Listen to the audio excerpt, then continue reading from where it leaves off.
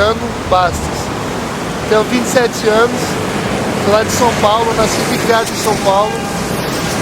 Aí aos 15 anos comecei a surfar com um trem, com 10 anos de idade.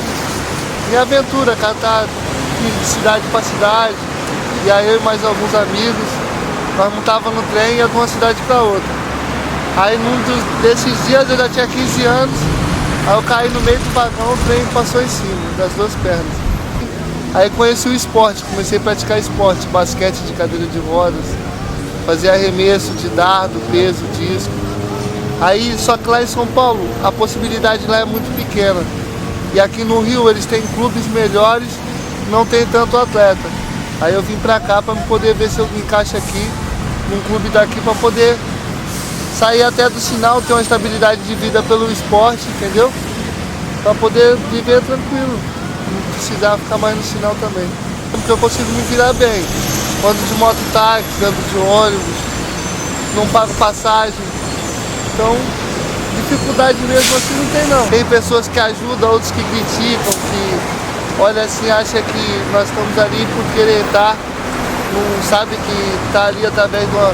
Precisa, entendeu? Tenho uma família para criar, tenho que me virar, não tenho ninguém por mim no Rio de Janeiro. Eu sou sozinho, não tenho familiar nenhum aqui, entendeu? E eu tomo mais cuidado com as motos mesmo, que alguns não conhecem, que eu trabalho aqui já faz tempo. Mas alguns, por não conhecer, não saber que eu trabalho, às vezes vem no corredor, às vezes toma susto, mas é tranquilo. Bastante gente ajuda também, bastante pessoas colaboram, já conhecem, sabem que eu trabalho só aqui, aí ajuda bastante. Muitos ajudam com colaboração mesmo, é dinheiro, né?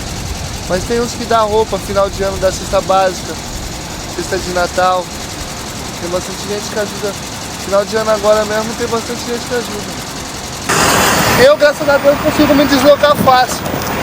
Mas tem muitos deficientes de cadeira de roda que passam mal. Não só na forma de atravessar de um lado para o outro de uma via, também como para pegar um ônibus, muitos ônibus adaptados. São adaptados, mas são adaptados quebrados. Quando chega no ponto de ônibus não funciona a rampa. O deficiente tem que ficar esperando 2, 3 ônibus passar para poder ir para casa. Eu, graças a Deus, eu consigo me deslocar bem, consigo me mover bem, mas tem muitos deficientes que passam mal.